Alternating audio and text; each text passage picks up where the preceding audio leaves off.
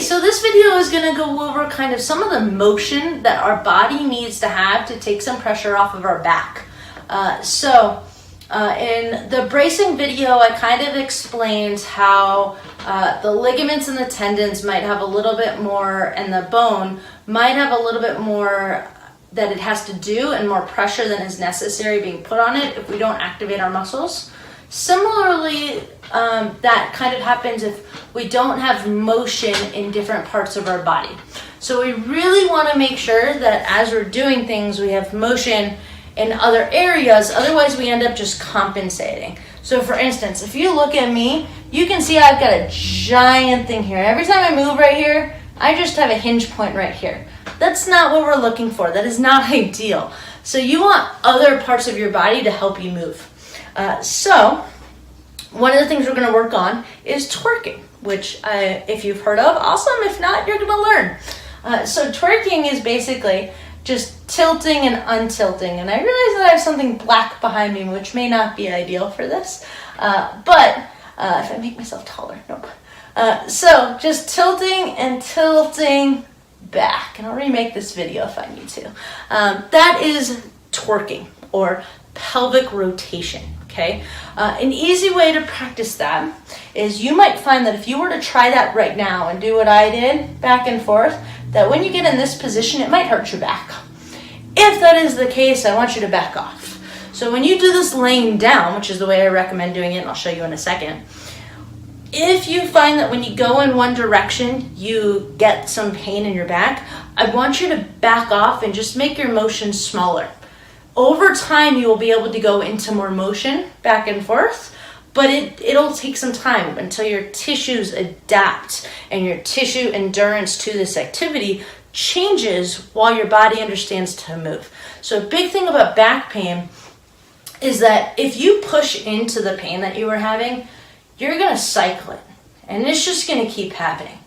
So for your body to understand that it can go without back pain, you need to teach your body that it's okay to move without pain. And your body doesn't know that, so you have to teach it. So all of these exercises that I am teaching you for your back should be 100% pain-free. If you feel pain with any of these, I want you to stop. Tell me, let me know. The first thing you can try is backing off if it's a stretch, not stretching as much. If it's this new exercise, not rotating as much. But it should be pain-free. So if you have pain, first try backing off. If you still have pain, check your form. Third, still have pain, let me know. I will figure something else, or maybe it's just not a great exercise for you, and that's okay. I've got other ideas. I just don't know if you don't tell me. So please, if you've got pain, just let me know. Try those things first, and we can always do a one-on-one session if we need to see where things might be getting a little bit different and causing some discomfort. All right, so to do this exercise, you're actually going to lay down. Head again can be on a pillow. And what you're going to do is just like I did standing, I'm just going to tilt back and forth. If you need to take your hands and put them on your side and kind of like forcibly move your hips, you can. But that's the movement you're trying to get. You don't want it to be a huge arch of the back. You really want it to come from here.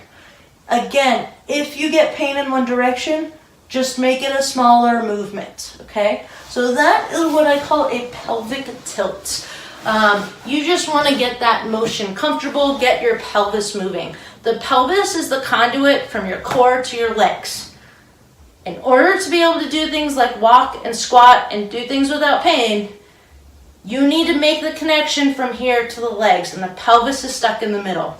So to get the hips and the pelvis moving, that's where you're going to start. So hopefully all the exercises that you've gone over so far get you from